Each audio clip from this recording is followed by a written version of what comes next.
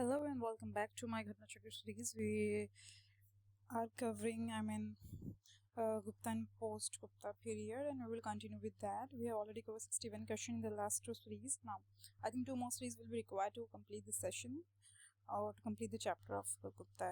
क्योंकि थोड़ा सा I would like to mention here that it's a long chapter and it contains around 150 plus MCQs.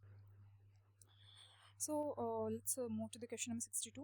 The gradual decline of town was important feature of which? इसमें पूछा है जो towns decline हुई थी एक फीचर इंपॉर्टेंट फीचर है कौन से पीरियड का है? गुप्ता पीरियड का है. आपको थोड़ा एक्सप्लेन कर देती हूँ. जैसे कि पाटलिपुत्र एक मेजर सिटी हुआ करती थी. Pataliputra during the Mauryan times पे was a very famous city and even post Mauryan time पे भी. But I would like to mention you that during Gupta time, I would say the gradual decline of these cities and other cities as well, including I would say Mathura, Soagora and Sonpur of etc. Some other cities, all major cities provide the evidence that there was a decline of these towns. So, so this has become the important feature of the Gupta period. This has become the important feature of Gupta period. If there is a question, they will ask gradual decline of the town was important feature of which period? It's Gupta period. It's Gupta period. Okay. Next question: which ruling dynasty donated maximum number of villages to temples and Brahmins? इसमें बोला है कि सबसे वो कौन सी dynasty है जिसने सबसे ज़्यादा विलेजेस को डोनेट किया है टेम्पल्स और ब्राह्मण्स में? वो है Gupta dynasty which denoted maximum number of villages to temples and Brahmins. Okay.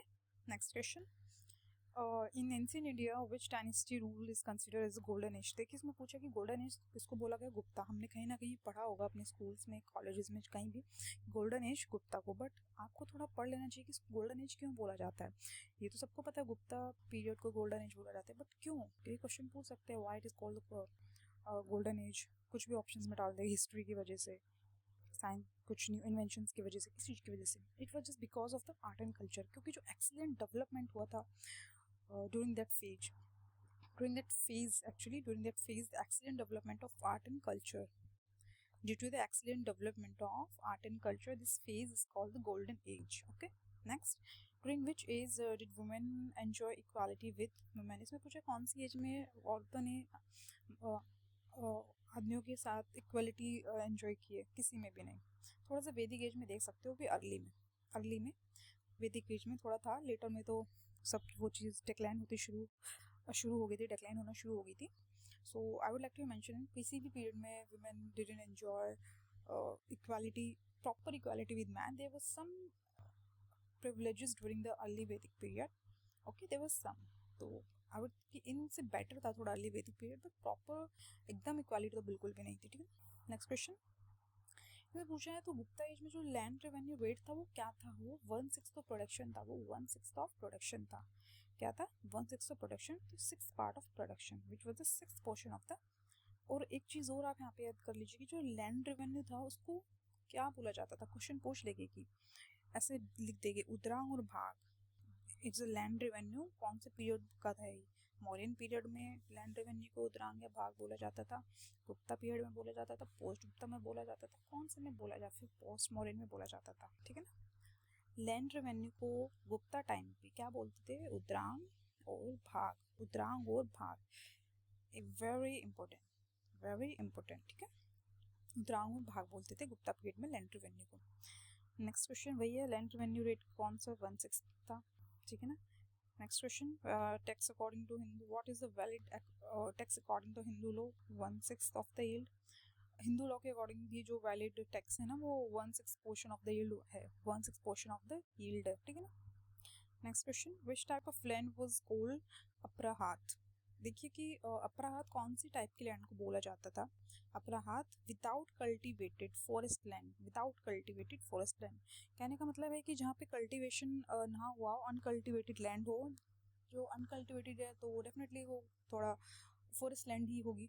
ठीक है ना. जहाँ पे कल्टिवेशन कभी हुआ ना हो तो उसको हम अपराहात बोल देते हैं. ये छोटी छोटी टर्म्स है ना, जैसे कि मैंने अभी आपको ये बताया उद्रांग, भाग, अप्रहात, ये बहुत ज़्यादा इंपॉर्टेंट हो जाती है. ये टर्म्स बहुत इंपॉर्टेंट हो जाती है, क्योंकि इनसे तो क्वेश्चन आने हैं, ठीक है ना। Next question, with reference to the history of India the term Kulyavapa and Dronavapa, इनका मतलब क्या है? कुलियावापा एंड द्रोणावापा, ठीक है ना। इनका मतलब है मेजरमेंट ऑफ लैंड, इनका मतलब है measurement of land during Gupta period. ये सब टर्म्स है, आपको ये भी याद होने चाहिए, मौर्यन टाइम की टर्म्स है, गुप्ता टाइम की टर्म्स है। थोड़ा सा ना जो मैंने मौर्यन चैप्टर में पढ़ा है उसको जाके देखिए, वहाँ पे मैंने टर्म्स मेंशन की हुई है, उनको पढ़िए। आपको फिर भी डाउट है, एक नोट एक A4 शीट लीजिए, पेन लीजिए, मौर्यन पीरियड की सारी टर्म्स लिखिए एक साइड में, फिर गुप्ता पीरियड टाइटल डालिए, उसकी सारी टर्म्स लिखिए, ताकि आपके दिमाग में थोड़ा क्लियरिटी आ जाए चीज़ों को लेकर, ठीक है ना। सो कुलियापा एंड द्रोणावापा मैंने अभी बताया, ये these terms denotes the measurement of land, these term denotes the measurement of land. Okay, next question, the Gupta empire grants tax free agrarian land to which of the following. अभी देखिए, ये ब्राह्मण्स को जो टैक्स फ्री जो agrarian land grant की थी करते थे वो गुप्ता एम्पायर में, वो ब्राह्मण्स को करते थे। किसको करते थे? ब्राह्मण्स को। एंड डेफिनेटली उस टाइम पे सबसे ज़्यादा जो विलेजेस डोनेट किए गए वो ब्राह्मण्स और टेम्पल्स जो भी है इन लोगों को ही डोनेट किए गए, ठीक है ना। Next, in ancient India irrigation tax was called. देखिए, अभी मैंने आपको बताया कि इरिगेशन टैक्स को उस टाइम, ये अगर हम इधर रेवेन्यू क्या बोलते हैं, लैंड रेवेन्यू टैक्स देके, अगर लैंड रेवेन्यू टैक्स नहीं है, सिर्फ लैंड रेवेन्यू देके, लैंड रेवेन्यू को उद्रांग और भाग बोला जाता है, लैंड रेवेन्यू को उद्रांग और भाग। लेकिन इरिगेशन टैक्स को क्या बोला जाता है? इरिगेशन टैक्स को क्या बोला जाता है? बोला जाता है उदाक भोग, उदाक भोग। बाकी टर्म्स भी हमने देखनी है, हमें बाकी टर्म्स भी देखनी है। उद्रांग, ठीक है ना, उद्रांग और भागा मैंने अभी आपको बताया, ये लैंड रेवेन्यू है, दिस इज लैंड रेवेन्यू, ठीक है ना, दिस इज लैंड रेवेन्यू, ठीक है ना। उद्रा भोग जो है इरिगेशन टैक्स है, उद्रा भोग इरिगेशन टैक्स है।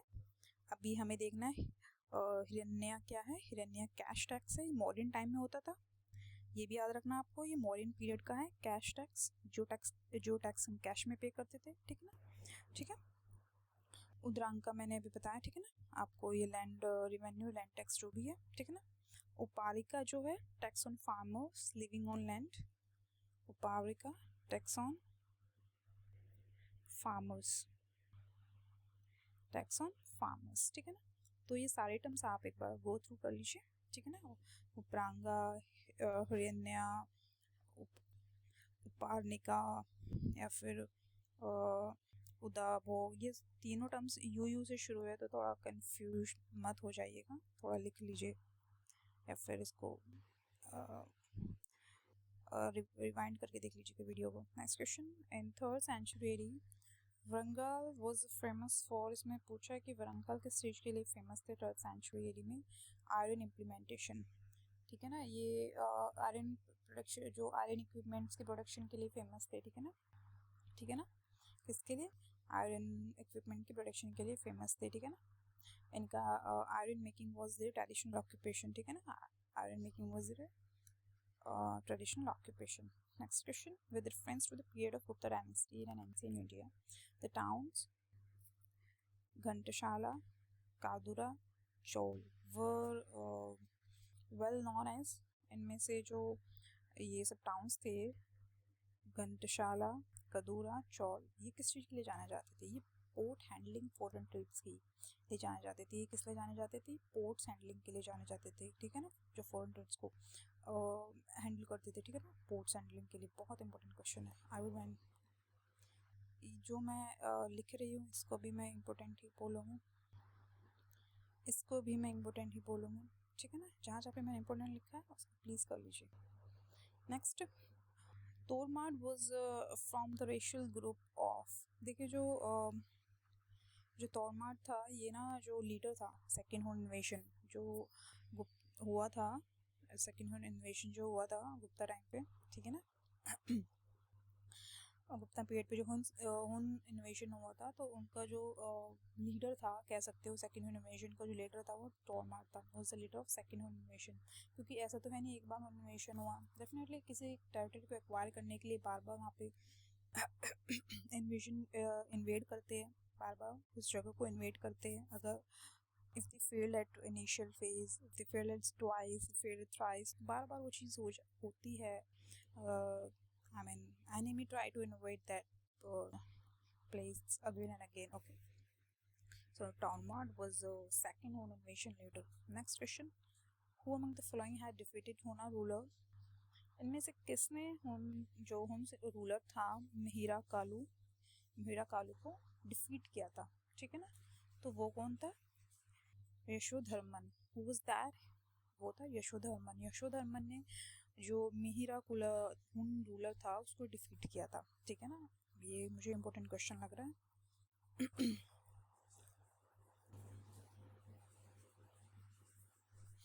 और इसमें बोला कि मतलब किस चीज़ ने प्रूव किया कि यशोधर्मन ने हुन रूलर मिहिरा कुलू को डिफीट किया? ये प्रूव किया ग्वालियर इंस्क्रिप्शन ने. Who prove that? Gwalior inscription prove that. याद कर सकते हो, पूछ सकते हैं कि विच inscription prove that Yashodharman defeated Mihira Kullu. Allahabad inscription कुछ भी डाल देंगे तो आपको याद रखना Gwalior inscription. Next question. The Chinese pilgrim who visited India in the early 6th century was Sun Yun. ठीक है ना, उस चाइनीज पिलग्रिम का नाम बताइए who visited India in the early 6th century में विजिट किया. ठीक है ना, कौन था वो था सुंग यून. कौन था? सुंग यून. Next question. चाइनीज ट्रैवलर सुंग यून was came to India in. इनमें से तो नहीं, क्योंकि वो 518 AD में आया था. ठीक है ना, 518 AD में. देखे ना, 518 AD to 521. Okay, 521 AD. Okay, ये आप टाइमलाइन थोड़ी याद कर लीजिए. ठीक है ना, जो सुंग यून था चाइनीज ट्रैवलर था, he came to India during 580 to 521 AD. ओके, 6th century में आया था. He stayed 3 years there, 3 years in India. Next, according to Chinese source, Meghavarman, the ruler of Sri Lanka, sent a missionary to which of the following Gupta king for permission to build a Buddhist temple at Gaya. इनमें से कौन सा जो मेघावर्मन श्रीलंका का जो ruler था उसने कौन सा उसने एक कह सकते हो मिशनरी भेजा था इंडिया में परमिशन लेने के लिए कि उसे गया he want to build the Buddhist temple at Gaya. ठीक है ना, तो वो किसके टाइम पीरियड पे आया था? वो समुद्रगुप्ता के टाइम पीरियड पे आया था. किसके गुप्ता में? समुद्रगुप्ता के. ठीक है ना, तो Meghavarman sent a missionary to Samudragupta. ठीक है ना, to build a Buddha temple at Gaya. ये भी इंपॉर्टेंट फैक्ट हो सकता है कि कहाँ पे Meghavarman wanted to build a Buddhist temple. Pataliputra कुछ भी दे देगी, अलग अलग जगह दे देगी. ठीक है ना, कुछ भी, तो गया आपको याद रखना है. ठीक है. Next question. Read the following statement carefully. Gupta emperor claimed divine right for themselves. Okay, yes. Chhattisgarh PCS में आता 2008 में. Their administration was highly centralized. Okay. Next, they extended the tradition of land grants. देखो ये तो हमने पढ़ा ही है. We have already know that कि land grant सबसे ज़्यादा गुप्ता टाइम पे की गई है. हाईली सेंट्रलाइज नहीं था गुप्ता पीरियड का जो टाइम था. It was federal system. क्या था? फेडरल सिस्टम था. क्या था? फेडरल सिस्टम था. Gupta period was a federal system. तो सेकंड तो नहीं है. We left with the option C. और इसका जो न्यू फैक्ट है आप याद कर लीजिए. एक, Gupta emperor claim divine right for themselves. Definitely वहाँ पे मोनार्की थी. ठीक है ना, वो कहीं ना कहीं सुपर नेचुरल ऑरिजिन समझते थे अपने आप को. ठीक है ना, मोरियंस के अपोजिट थे पूरे चीज़ों में. Next, with reference to the force labour Vishti. कह सकते हो कि जो विस्थी जो होती है, न्यू टर्म क्वेश्चन से आपको एक नया फैक्ट मिल गया याद करने को. जो फोर्स लेबर थे उनको विस्थी बोला जाता था. विस्थी. ठीक है ना, with reference to force labour India during the Gupta period which of the following statement are correct. So it was considered a source of income for the state, a sort of tax paid by the people. Okay.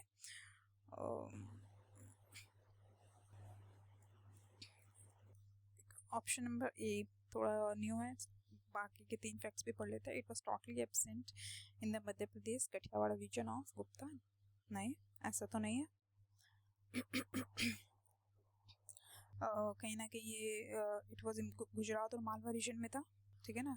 तो मध्यम पे cancel किया तो ये तो गलत हो गया, मालवा रीजन में था ये। तो force labour was entitled to weekly wage. ऐसा भी नहीं है कि वीकली वेज इनको मिलता था, नहीं नहीं, गलत है। Next, the elder son of the labour was sent as a force labour, ठीक है ना। ऐसा कुछ नहीं है कि वो किसी पे भी इम्पोज कर सकते थे एट एनीवन, ठीक है ना, एनीवन, किसी पे भी, जस्ट एल्डर का ऐसा कुछ मेंशन है नहीं, ठीक है ना। और ये force labour was entitled to weekly wage. देखो, जो फोर्स लेबर था तो वीकली वेज कहाँ से मिलेगा, क्योंकि वो तो फिर वेज लेबर हो गया। वीकली वेज वाला तो वेज लेबर हो गया ना, ये फोर्स लेबर कहाँ से रहा, ठीक है ना, फोर्स लेबर तो रहा नहीं। तो ये भी गलत है, ये भी गलत है, और ये तो है क्योंकि मालवा रीजन में this system, force labour system वो एक्सटेंडेड, ठीक है ना, मालवा रीजन में था। आप एक और चीज़ याद कर लीजिए, कौन सी इंस्क्रिप्शन से हमें पता चलता है कि force labour existed during Gupta period, वो हमें पता चलता है जूनागढ़ इंस्क्रिप्शन। कहाँ से, जूनागढ़ इंस्क्रिप्शन। प्लीज़ ये इंस्क्रिप्शन ज़रूर याद कर लीजिए कि कौन सी इंस्क्रिप्शन से हमें क्या चीज़ पता चलती है। जूनागढ़ इंस्क्रिप्शन से हमें पता चलता है कि force labour existed during that time, ठीक है ना, and it was considered the source of income for the state, ठीक है ना। नेक्स्ट, एक minute, question number 82, the game of chess is said to be have origin in India. देखो, I would say कि मैं ये तो नहीं बोलूँगी इम्पोर्टेंट है नहीं है, बट हाँ थोड़ा प्राउड वाली चीज़ है कि हाँ जो चेस का ओरिजिन हुआ है वो इंडिया में हुआ है, ठीक है ना। ये ईरान से होते हुए यूरोप तक गया, ठीक है ना, तो ये इंडिया से ही गया है।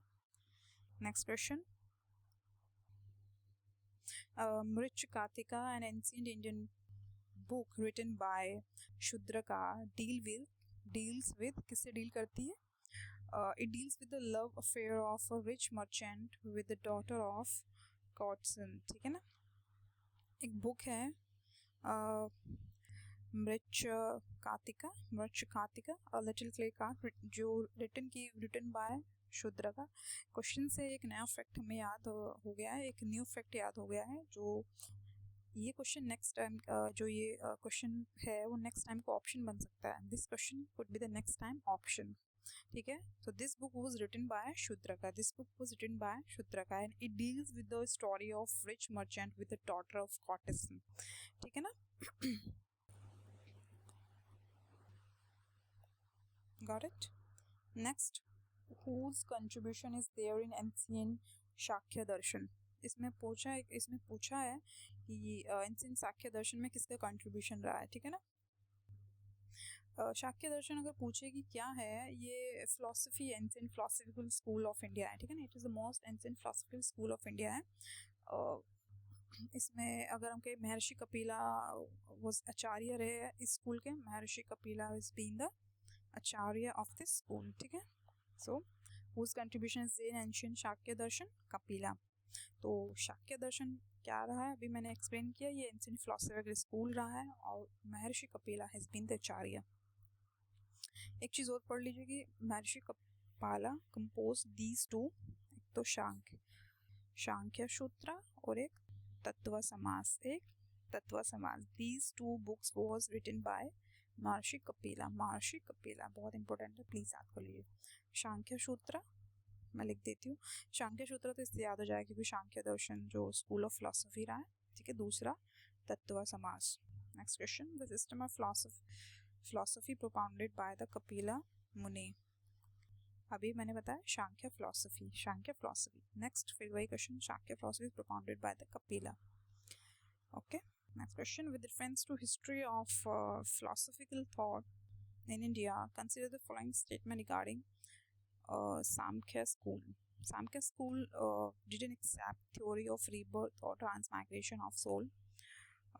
थोड़ा explanation देख लेते हैं। The Samkhya school is a part of sixth orthodox school of Indian philosophy. Samkhya philosophy accepts the theory of rebirth. Sankhya philosophy rebirth और ट्रांसमाइग्रेशन को एक्सेप्ट करती है, इसकी थ्योरी को।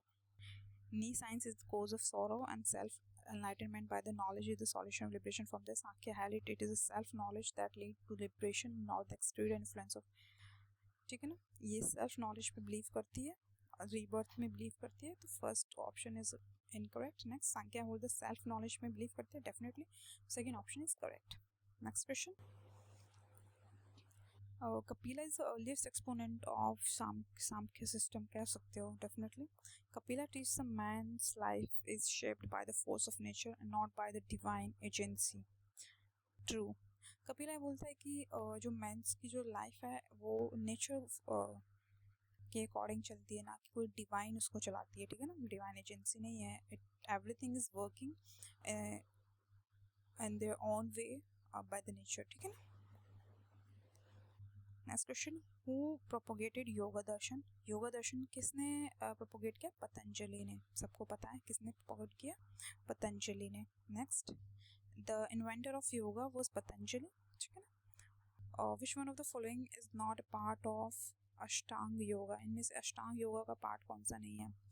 पहले तो आप ये देख लीजिए कि अष्टांग योगा है क्या. अष्टांग योगा का मतलब है 8 limbed yoga. 8 limbed yoga which was outline by definitely Patanjali.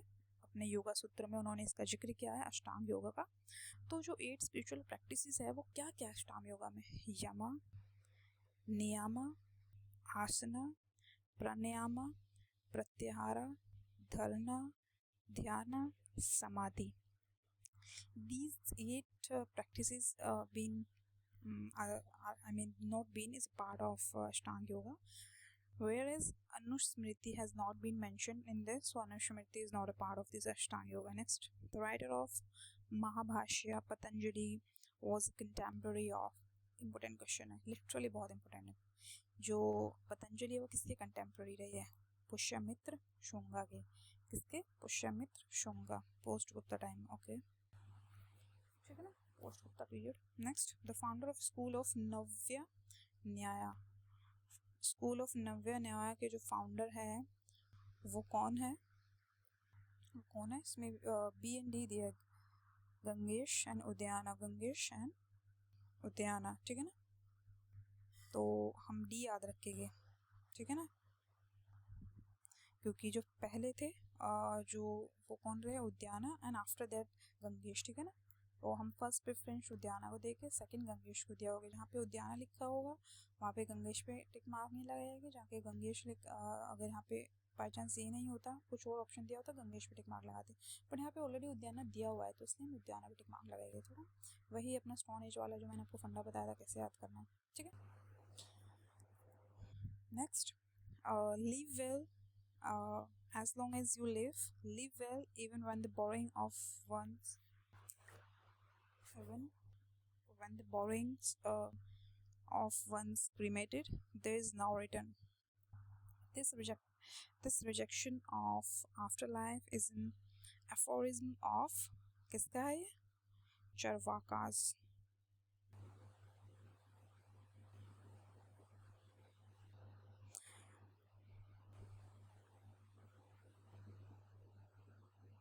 थोड़ा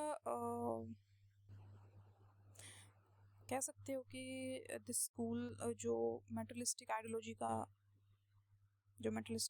जो चरवाका है, इन्होंने थोड़ा एम्फेसाइज मेटलिस्टिक आइडियोलॉजी पे किया है, ठीक है ना. क्योंकि इसमें खुद बोला है कि अच्छे से जियो, भले आपको बोरिंग करके जीना पड़े. Live well even by borings. उधार लेके जियो लेकिन अच्छे से जियो, ठीक है ना. ओके, तो it emphasise more on materialistic ideology in the school of Indian philosophy, ठीक है ना. कहीं आप ये कोटेशन याद कर लीजिए, ठीक है ना, पूरा कि live well even by borrowings. तो ये चरवाका ने दिया है, ठीक है ना. It is given by the Charvaka. Next, who accept only perception? Perception को सिर्फ किसने एक्सेप्ट किया? Charvaka. The philosophy Charvaka originally known as Lokayata in ancient school of Indian materialism. They focused on materialism, ठीक है ना. Charvaka hold direct perception, emphasis and consideration and interference as a proper source of knowledge. Embraces philosophical skepticism and reject Vedas, Vedic rituals and supernaturalism. अपने थोड़ा practical लोग रहे हैं कह सकते हो, ठीक है ना. Which one of the following is the highest value according to the Charvaka? सबसे ज़्यादा highest values में Charvaka के according किसकी रही है? कामा की. किसके? धर्म, अर्थ, मोक्ष, इन सब से ये थोड़े दूर रहे हैं, ठीक है ना, कह सकते हो। थोड़े प्रैक्टिकल लोग रहे हैं, ये थोड़ा वेदा, सुपर नेचुरल फोर्स, वैदिक रिचुअलिज्म, इन सबको दे इग्नोर्ड, ठीक है ना, दे रिजेक्टेड कह सकते हो। They didn't much embrace these terms. So karma, karma कह सकते हो, कामा को कर्मा बोल सकते हो आप, ठीक है ना। Next, Charvaka philosophical system was also called as, मैंने आपको बताया अभी, Lokayata system. I was telling you Charvaka origin known as Lokayata, ठीक है, in ancient school of Indian materialism. यहाँ पे बताया philosophy Charvaka origin known as Lokayata, ठीक है। ओरिजिनली जो चरवाका की फिलोसफी है उसको लोकायत बोला जाता है। क्या बोला जाता है? लोकायत। नेक्स्ट, ये बहुत ज़्यादा न्यूएस्ट, मतलब कह सकते हो एकदम एकदम यू नेव फैक्ट मैं बोलूँगी, एकदम नेव फैक्ट है थोड़े, क्योंकि कहीं ना कहीं हम थोड़ा मॉरियंस, पोस्ट मॉरियन पे आके थोड़े लथार्जिक हो जाते, गुप्ता पढ़ लेते हैं, पर गुप्ता में थोड़ा सब देख लिया हमने, समुद्र गुप्ता देख लिया, विक्रमादित्य देख लिया है, इन सब, कुमार गुप्ता देख लिया, इन सबको बस थोड़ा पढ़ लेते हैं, थोड़ा टर्म याद कर लेते हैं, बट हाँ इतना डीप में थोड़ा हम नहीं जाते हैं। बट मेरा मानना है कि जो घटना चक्र है, Ghatna Chakra GC of history is enough for all the exams, PCS of all states and UPSC as well, ठीक है ना। अब बोलते हैं एंशिएंट मिडिवल, आप कहीं से भी पढ़ लो, आप सारे क्वेश्चन तो करके नहीं आ सकते UPSC में भी। सब ये बोलते हैं कि आप अगर इससे नहीं आया तो किसी से नहीं आया, वैसे में बोलते हो जी से लियो, सॉरी घटना चक्र से नहीं आया तो फिर आप मत पढ़िए कहीं से, आप सिर्फ घटना चक्र रेफर कीजिए। इतना इसमें इतना नए फैक्ट्स, इतना डीपली चीज़ों को अच्छे से कवर किया है क्वेश्चन एंड आंसर फॉर्मेट में, बहुत बढ़िया तरीके से। हिस्ट्री को याद करने का इससे बढ़िया तरीका कहीं नहीं हो सकता, मेरा ये मानना है, ठीक है ना। नेक्स्ट क्वेश्चन, न्याय philosophical school system was propagated bye, ठीक है ना, किसके द्वारा? चरवाका, सॉरी गौतम, न्याय, सॉरी न्याय स्कूल पूछा है, चरवाका फिलोसफी, न्याय फिलोसफिकल स्कूल सिस्टम पूछा है, नो। ओके, सो चरवाका का जो सिस्टम रहा है वो कौन सा रहा है? Lokayata system related to Charvaka. Nyaya philosophical system was related to the Gautam and I have already mention here, कहाँ पे है?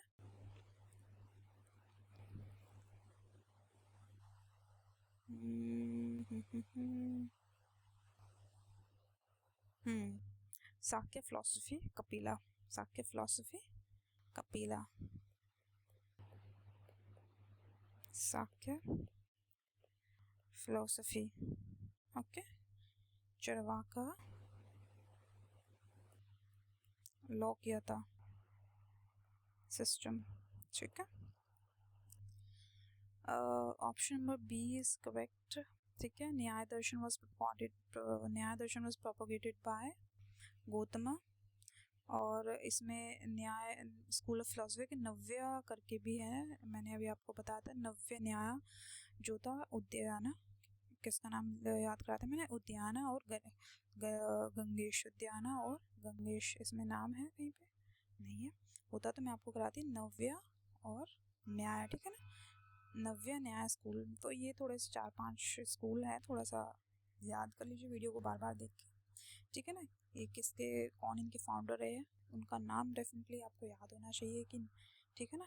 जैसे न्याय फिलोसफी फाउंडर गौतम रहे, नव्य न्याय का मैंने आपको बता दिया, न्याय philosophy founder Gautam, author of न्याय दर्शन गौतम, ठीक है ना।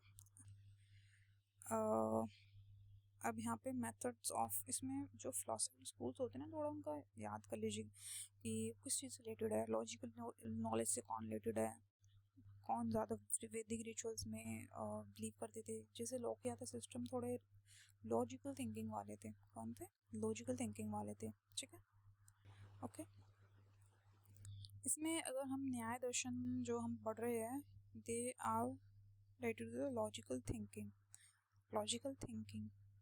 मीमांसा darshan performing Vedic rituals, Mimamsa darshan perform Vedic ritual, Sankhya darshan acquiring real knowledge, very important, Sankhya darshan acquisition of real knowledge, vedanta darshan knowledge of self, knowledge of self, please do revise, please